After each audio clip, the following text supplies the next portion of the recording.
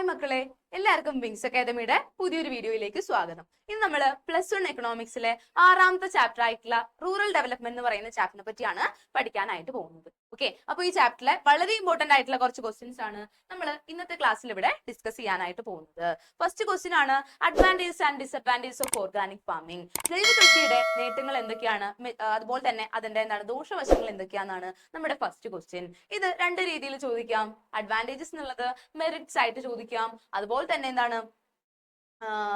തന്നെ ഡിസഡ്വാൻറ്റേജസിന് നമുക്ക് എന്തായിട്ട് ഡിമെറിറ്റ്സ് ആയിട്ടും ചോദിക്കാം. അല്ലെങ്കിൽ ലിമിറ്റേഷൻസ്, അങ്ങനെയൊക്കെ എന്താവാം, അർത്ഥം സെയിം ആവുന്ന രീതിയിൽ വേർഡ്സ് മാറാനായിട്ട് സാധ്യതയുണ്ട്. അപ്പോൾ ഓർഗാനിക് ഫാമിംഗിന്റെ അഡ്വാൻറ്റേജസും ഡിസഡ്വാൻറ്റേജസും. രണ്ടാമത്തെയാണ് what is diversification in agriculture, അതായത് കൃഷിയിലെ വൈവിധ്യവൽക്കരണം എന്താണെന്നുള്ളതാണ് രണ്ടാമത്തെ ക്വസ്റ്റ്യൻ. മൂന്നാമത്തെയാണ് government initiatives in agriculture sector, അതായത് അഗ്രികൾച്ചർ സെക്ടറിൽ ഗവൺമെന്റിന്റേതായിട്ടുള്ള എന്തൊക്കെ ഇനിഷ്യേറ്റീവ്സ് ആണ് അവർ എടുത്തിട്ടുള്ളത്, അഗ്രികൾച്ചർ സെക്ടറിനെ ഡെവലപ്പ് ചെയ്യാൻ വേണ്ടിയിട്ട് എന്തൊക്കെ മെഷേഴ്സ് ആണ് അവർ എടുത്തിട്ടുള്ളത് എന്നാണ് മൂന്നാമത്തെ ക്വസ്റ്റ്യൻ. നാലാമത്തെയാണ് what do you mean by agricultural marketing system, എന്താണ് കാർഷിക വിപണന രീതി, അഗ്രികൾച്ചറൽ മാർക്കറ്റിംഗ് സിസ്റ്റം എന്താണ്, അതിന്റെ മെഷേഴ്സ് ഒന്ന് ലിസ്റ്റ് ഔട്ട് ചെയ്യാനാണ് നമ്മളോട് പറഞ്ഞേക്കുന്നത്. അപ്പോൾ നമുക്ക് എല്ലാവർക്കും എന്ത് ചെയ്യാം, അധികം ലാഗ് ആവാതെ ഫസ്റ്റ് ക്വസ്റ്റ്യനിലേക്ക് പോവാം. എന്താണ് ബെനിഫിറ്റ്സ് ഓഫ് ഓർഗാനിക് ഫാമിങ്ങും അതുപോലെ തന്നെ ലിമിറ്റേഷൻസ് ഓഫ് ഓർഗാനിക് ഫാമിങ്ങും. ആദ്യം തന്നെ നമുക്ക് ഓർഗാനിക് ഫാമിങ്ങിന്റെ ബെനിഫിറ്റ്സ് എന്തൊക്കെയാന്ന് നോക്കാം. എന്തൊക്കെയാണ് അതിന്റെ മെറിറ്റ്സ്, എന്തൊക്കെയാണ് അതിന്റെ ഗുണങ്ങൾ, നല്ല വശങ്ങൾ എന്തൊക്കെയാന്ന് നോക്കാം. ഒന്നാമത്തെയാണ് organic food has high nutritious value, അതായത് നമ്മൾ ഓർഗാനിക്കലി ജൈവ കൃഷിയിലൂടെ ഉണ്ടാക്കിയെടുക്കുന്ന ഫുഡിന്, അതായത് പച്ചക്കറി ആയിക്കോട്ടെ എന്തായിക്കോട്ടെ, അതിന് നല്ല ന്യൂട്രീഷ്യസ് വാല്യൂ ഉണ്ടാവും, പോഷക ഗുണമുള്ളതായിരിക്കും, നമ്മുടെ ബോഡിക്കൊന്നും കേടുപറ്റാത്ത രീതിയിലുള്ള നല്ല നമുക്ക് ഹെൽത്ത് തരുന്ന നല്ല ഫുഡ് ആയിരിക്കും ഏത്, നമുക്ക് ഓർഗാനിക് ഫുഡ് എന്ന് പറയുന്നത്, അല്ലെങ്കിൽ ഓർഗാനിക് ഫാമിങ്ങിലൂടെ നമ്മൾ ഉണ്ടാക്കിയെടുക്കുന്ന ഫുഡ് എന്ന് പറയുന്നത്.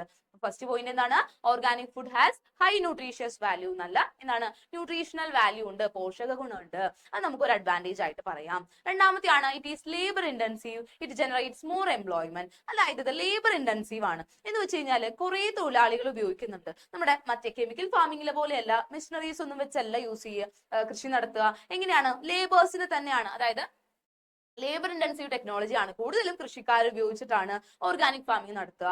അതിലൂടെ എന്ത് ചെയ്യുന്നുണ്ട്, കൂടുതൽ ആൾക്കാർക്ക് അതിലൂടെ എംപ്ലോയ്മെന്റ് ഓപ്പർച്യൂണിറ്റീസ് കിട്ടുന്നുണ്ട്, അതായത് അവർക്ക് കൂടുതൽ തൊഴിലവസരങ്ങൾ അതിലൂടെ കിട്ടുന്നുണ്ട്. അപ്പൊ ഒന്നാമത്തെ പോയിന്റ് പഠിച്ചെന്താണ്, ഓർഗാനിക് ഫുഡ് ന്യൂട്രീഷ്യസ് ആണ്. രണ്ടാമത്തെ ലേബർ ഇന്റൻസീവ് ആണ്, കൂടുതൽ തൊഴിലാളികളെ ഉപയോഗിക്കുന്നത് കൊണ്ട് തന്നെ നമുക്ക് അൺഎംപ്ലോയ്മെന്റ് ഇല്ലാതാക്കുന്നു, എംപ്ലോയ്മെന്റ് ഓപ്പർച്യൂണിറ്റീസ് പ്രൊവൈഡ് ചെയ്യുന്നുണ്ട്. മൂന്നാമത്തെയാണ് organic food has huge international market. മക്കളെ, ഇപ്പോ ഇന്ത്യയിൽ പ്രൊഡ്യൂസ് ചെയ്യുന്ന ഓർഗാനിക് ഫുഡിന് ഇന്ത്യയിൽ വലിയ മാർക്കറ്റിംഗ് ഇല്ലെങ്കിലും നമ്മുടെ ഫോറിൻ കൺട്രീസിലേക്ക്, വിദേശ രാജ്യങ്ങളിലേക്ക് പോവാന്നുണ്ടെങ്കിൽ ഹൈ ഡിമാൻഡ് ആണ് ഇത്തരം പ്രൊഡക്ട്സിനുള്ളത്. ഓക്കെ, ഇത്തരത്തിലുള്ള ഓർഗാനിക് ഫാമിംഗ് വഴി നമ്മൾ ഉണ്ടാക്കിയെടുക്കുന്ന പ്രൊഡക്റ്റിന് ഹൈ ഡിമാൻഡ് ആണുള്ളത്. എവിടെ, നമ്മുടെ ഫോറിൻ കൺട്രീസിൽ, അതായത് ഇന്റർനാഷണൽ മാർക്കറ്റിൽ ഇതിനൊക്കെ നല്ല ഡിമാൻഡ് ഉണ്ട്. അതുകൊണ്ട് തന്നെ കൂടുതൽ എന്ത് ചെയ്യും, ഇങ്ങനെയുള്ള സാധനങ്ങൾ വിറ്റ് പോകുന്നുണ്ട്. അതിലൂടെ നമുക്ക് ഹൈ പ്രോഫിറ്റബിലിറ്റി ഉണ്ടാകാനുള്ള സാധ്യതയുണ്ട്. നാലാമത്തെയാണ് higher income can be earned through export. നേരത്തെ പറഞ്ഞ പോയിന്റ് തന്നെ നമുക്ക് ഈ സാധനങ്ങൾ നമ്മുടെ ഇന്ത്യയിൽ ഡിമാൻഡ് ഇല്ലെങ്കിലും ഡിമാൻഡ് ഉള്ള സ്ഥലത്തേക്ക് നമുക്ക് എന്ത് ചെയ്യാം, അത് എക്സ്പോർട്ട് ചെയ്യാം, കയറ്റുമതി ചെയ്യാം. അങ്ങനെ കയറ്റുമതി ചെയ്യുന്നതിലൂടെ നമുക്ക് എന്ത് ചെയ്യാൻ പറ്റും, ഹയർ ഇൻകം അല്ലെങ്കിൽ ഹ്യൂജ് ഇൻകം, വലിയ രീതിയിലുള്ള വരുമാനം ഉണ്ടാക്കിയെടുക്കാൻ പറ്റും. അതുപോലെ തന്നെ it is eco friendly and sustainable. അതെന്താണ്, എക്കോ ഫ്രണ്ട്ലി ആണ്, അതുപോലെ തന്നെ സസ്റ്റൈനബിൾ ആണ്, പ്രകൃതിക്കും അതുപോലെ തന്നെ സോയിൽ മണ്ണിനും ദോഷകരമാവാത്ത രീതിയിലാണ് എന്ത് ചെയ്യുന്നത്, ഓർഗാനിക് ഫാമിംഗ് നടത്തുന്നത്. അതിലൂടെ എക്കോ ഫ്രണ്ട്ലി ആണ്, സസ്റ്റൈനബിൾ ആണ്, സുസ്ഥിര വികസനത്തിനും അത് ഒരു പ്രാധാന്യം കൊടുക്കുന്നുണ്ട്. അപ്പൊ നമ്മൾ 5 പോയിന്റ്സ് ആണ് ഇതിൽ പഠിച്ചത്. ബെനിഫിറ്റ്സിൽ പഠിച്ച ഫസ്റ്റത്തെ ആണ് ന്യൂട്രീഷ്യസ് വാല്യൂ ഉണ്ട്. രണ്ടാമത്തെ ലേബർ ഇന്റൻസീവ് ആണ്, അതായത് കൂടുതൽ എംപ്ലോയ്മെന്റ് ഓപ്പർച്യൂണിറ്റീസ് ക്രിയേറ്റ് ചെയ്യുന്നുണ്ട്. അതുപോലെ തന്നെ ഓർഗാനിക് ഫുഡ് എന്ന് പറഞ്ഞാൽ നല്ല ഇന്റർനാഷണൽ മാർക്കറ്റ് ഉണ്ട്. അതുപോലെ തന്നെ നമുക്ക് ഹൈ ഇൻകം ജനറേറ്റ് ചെയ്യാൻ പറ്റും. അതുപോലെ തന്നെ എക്കോ ഫ്രണ്ട്ലി ആൻഡ് സസ്റ്റൈനബിൾ ആണ്. ഓക്കെ, ഇതൊക്കെയാണ് നമ്മുടെ ഓർഗാനിക് ഫാമിങ്ങിന്റെ, ജൈവ കൃഷിയുടെ ബെനിഫിറ്റ്സ് എന്ന് പറയുന്നത്. അടുത്തതാണ് limitations of organic farming. Organic ഫാമിങ്ങിന് എന്തൊക്കെ ലിമിറ്റേഷൻസ് ആണ്, എന്തൊക്കെ ദോഷവശങ്ങളാണുള്ളത്, അല്ലെങ്കിൽ എന്തൊക്കെ ഡീമെറിറ്റ്സ് ആണുള്ളത് എന്നുള്ളതാണ് നമ്മൾ അടുത്തായിട്ട് പഠിക്കാൻ പോകുന്നത്. ഒന്നാമത്തെയാണ് inadequate infrastructure and marketing problems. അതായത് ഓർഗാനിക് ഫാമിങ്ങിന് വേണ്ടത്ര രീതിയിലുള്ള ഇൻഫ്രാസ്ട്രക്ചർ ഇല്ല, അടിസ്ഥാന സൗകര്യങ്ങളില്ല, അതുപോലെ തന്നെ മാർക്കറ്റിംഗ് ഫെസിലിറ്റീസ് ഇല്ല, മാർക്കറ്റിംഗ് പ്രോബ്ലംസ് ഫേസ് ചെയ്യുന്നുണ്ട്. കാണിക്കുന്നുണ്ട്. അതായത് പ്രോപ്പർ ആയിട്ട് ഒരു കേന്ദ്രത്തിലൂടെ നമുക്ക് എന്ത് ചെയ്യാൻ പറ്റുന്നില്ല, ഇതിന്റെ മാർക്കറ്റിംഗ് വിപണി നടത്താനായിട്ട് പറ്റുന്നില്ല. അതൊരു ലിമിറ്റേഷൻ ആയിട്ട് പറയാം. അതുപോലെ തന്നെ less awareness about organic farming. ഇപ്പോഴും നമ്മുടെ നാട്ടിലുള്ള പല ആളുകൾക്കും അല്ലെങ്കിൽ പല ഫാമേഴ്സിനും ഓർഗാനിക് ഫാമിങ്ങിനെ പറ്റി, ജൈവ കൃഷിനെ പറ്റിയിട്ട് എന്തില്ല, വലിയ രീതിയിലുള്ള അവയർനെസ് ഇല്ല, വലിയ ധാരണയില്ല. അതുകൊണ്ട് തന്നെ കൂടുതൽ ആൾക്കാർ ഇതിലേക്ക് മുന്നിട്ടിറങ്ങാൻ വേണ്ടിയിട്ട് എന്താണ് ബുദ്ധിമുട്ടായിട്ട് വിചാരിക്കുന്നു, അല്ലെങ്കിൽ കുറച്ചുകൂടി കഷ്ടപ്പാടാണ്, അല്ലെങ്കിൽ എന്താണ് ബുദ്ധിമുട്ടണം. അതുപോലെ തന്നെ എന്താണ് നമ്മുടെ കെമിക്കൽ ഫാമിങ്ങിന്റെ അത്രയും ആ ഒരു ഔട്ട്പുട്ട് നമുക്ക് ഇതിന്ന് കിട്ടില്ല. ഓക്കെ, നമ്മൾ ജൈവ കൃഷിയാണ്, അതായത് എന്താണ് ഓർഗാനിക് പ്രൊഡക്ട്സ്, ഓർഗാനിക് അതുപോലെ തന്നെ എന്താണ് നമ്മുടെ കെമിക്കൽസ് ഒന്നും യൂസ് ചെയ്യാണ്ട് ഉണ്ടാക്കുന്നതാണ്. അതുകൊണ്ട് തന്നെ അതിനെന്തായിരിക്കും, അത് കുറച്ചുകൂടി വിളവ് കുറവായിരിക്കും, അതിന്ന് നമ്മുടെ ഔട്ട്പുട്ട് കുറവായിരിക്കും. അതുകൊണ്ട് തന്നെ എന്താണ് അത് കൂടുതലും അവയർനെസ് ഉണ്ടാക്കുന്നില്ല. അതുപോലെ തന്നെ reluctance of farmers to implement organic farming. നേരത്തെ പറഞ്ഞ പോയിന്റ് തന്നെ എന്താണ് പല ഫാമേഴ്സും ഈ ഓർഗാനിക് ഫാമിംഗ് ഇംപ്ലിമെന്റ് ചെയ്യാനായിട്ട് എന്താണ് ഒരു വിമുഖത കാണിക്കുന്നുണ്ട്. എന്താണ് അതിന്റെ കാരണം? നേരത്തെ പറഞ്ഞ പോലെ തന്നെ എന്താണ് ഒന്നാമത്തെ കാര്യം, ഇത് കുറച്ച് ഹൈ കോസ്റ്റ് ഉണ്ട് ഇത് ഇംപ്ലിമെന്റ് ചെയ്യാൻ വേണ്ടിയിട്ട്. ഓക്കെ, ഓർഗാനിക് ഫാമിംഗ് സ്റ്റാർട്ട് ചെയ്യാൻ എന്തുണ്ട്, നമുക്ക് ഒരു ഹൈ കോസ്റ്റ് ഉണ്ടാവുന്നുണ്ട്, ഒരു മുതൽ മുടക്ക് ഉണ്ടാവുന്നുണ്ട്. അതുപോലെ തന്നെ എന്താണ് ഇതിൽ നിന്ന് ഉള്ള ആ ഒരു പ്രൊഡക്ഷൻ എന്ന് പറയുന്നത് മറ്റേ കെമിക്കലിനെ ഉദ്ദേശിച്ച് നോക്കും അല്ലെങ്കിൽ താരതമ്യം ചെയ്ത് നോക്കുമ്പോൾ എന്തായിരിക്കും, കുറച്ച് കുറവായിരിക്കും. അതുപോലെ തന്നെ കുറെ ലേബേഴ്സിന് ആവശ്യമുണ്ട്.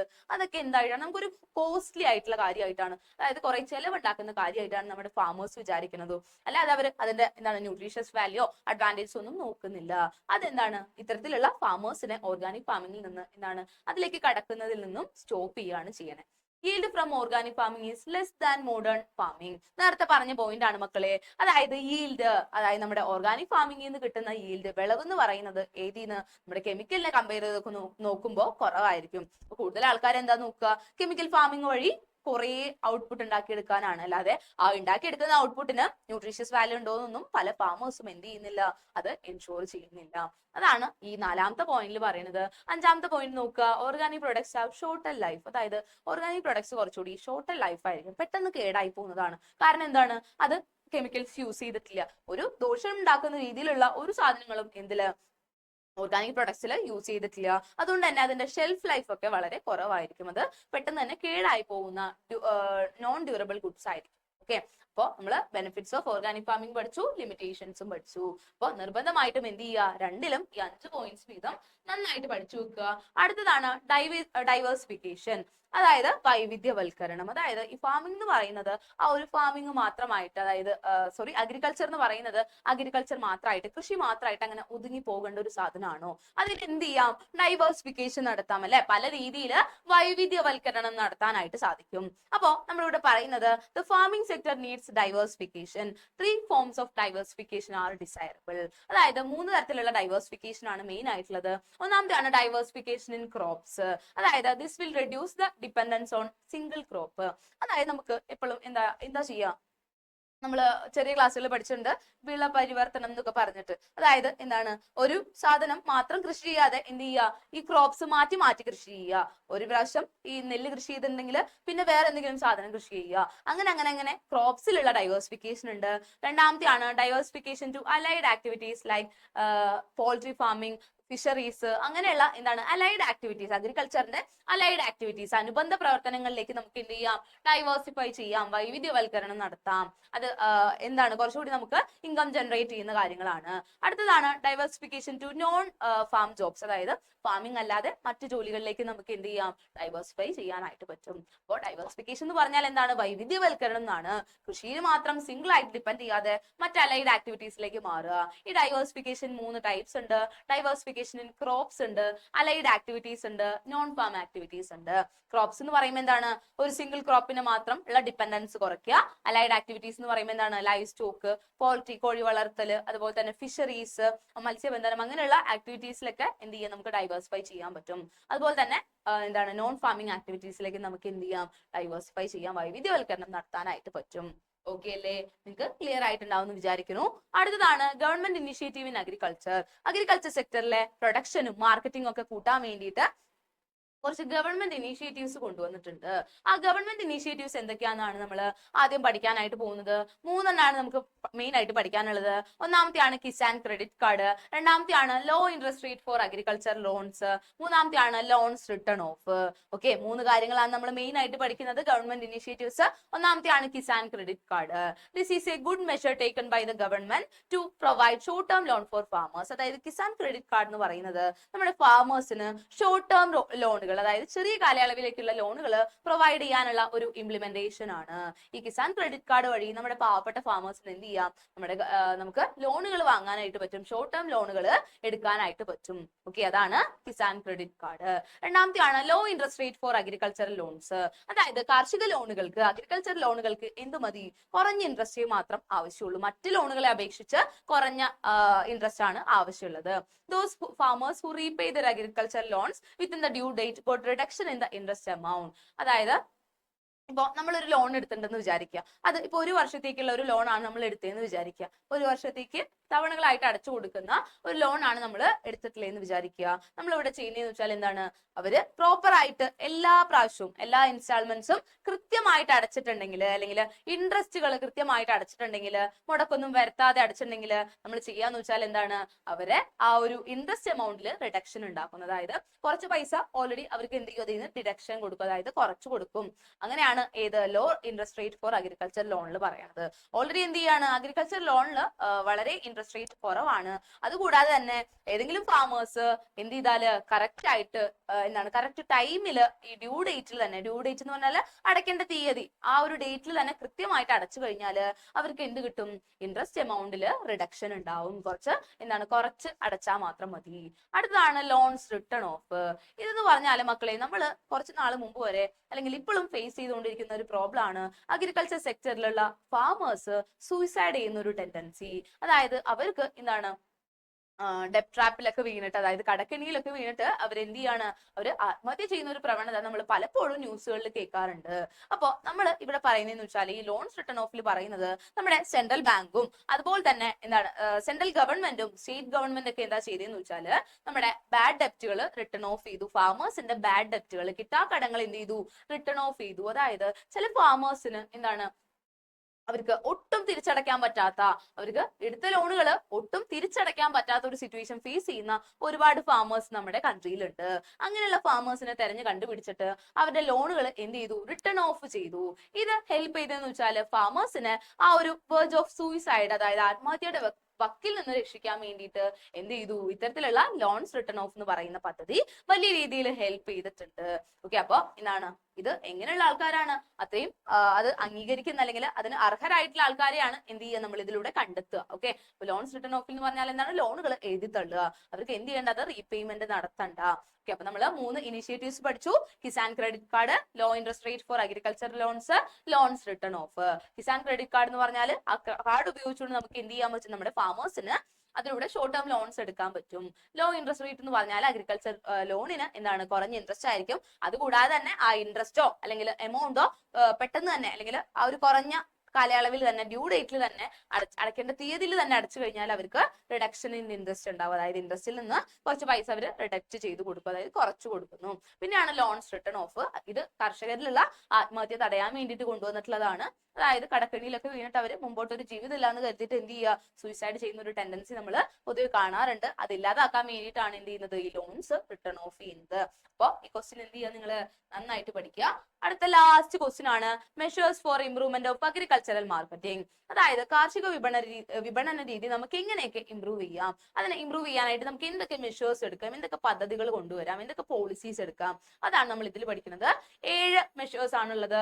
ഒന്നാമത്തെയാണ് improvement in storage facilities at the farm level. അതായത് ഫാം ലെവലിൽ തന്നെ സ്റ്റോറേജ് ഫെസിലിറ്റീസ്, നമ്മുടെ കൃഷിസ്ഥലം എവിടെയാണോ അതിന്റെ അടുത്ത് തന്നെ അതിന്റെ സ്റ്റോറേജ് ഫെസിലിറ്റീസ് റെഡിയാക്കുക.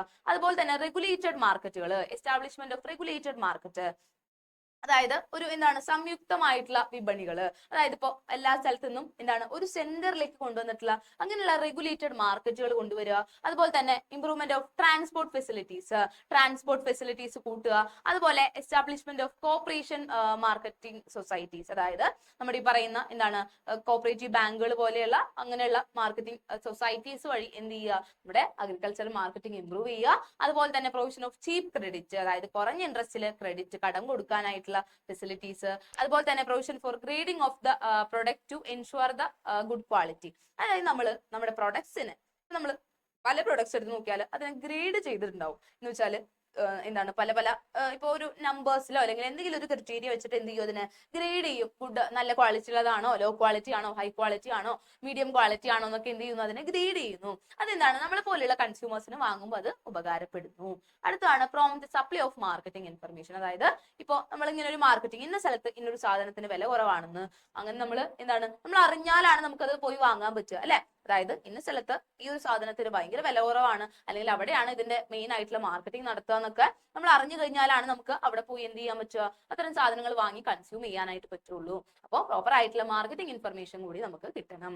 അപ്പോൾ ഒന്നാമത്തെയാണ് സ്റ്റോറേജ് ഫെസിലിറ്റീസ് ഫാം ലെവലിൽ കൊണ്ടുവരിക. പിന്നെ എന്താണ് റെഗുലേറ്റഡ് മാർക്കറ്റുകൾ സ്ഥാപിക്കുക, ട്രാൻസ്പോർട്ടേഷൻ ഫെസിലിറ്റീസ് ഗതാഗത സൗകര്യങ്ങൾ കൂട്ടുക, അതുപോലെ തന്നെ കോപ്പറേറ്റീവ് മാർക്കറ്റിംഗ് സൊസൈറ്റികൾ എസ്റ്റാബ്ലിഷ് ചെയ്യുക, ചീപ്പ് ക്രെഡിറ്റ് അല്ലെ കുറഞ്ഞ ഇൻട്രസ്റ്റിലും അതുപോലെ തന്നെ കുറഞ്ഞ ഇൻട്രസ്റ്റിൽ എന്ത് ചെയ്യുക, ലോണുകൾ ക്രെഡിറ്റുകൾ കൊടുക്കുക, കടം കൊടുക്കുക.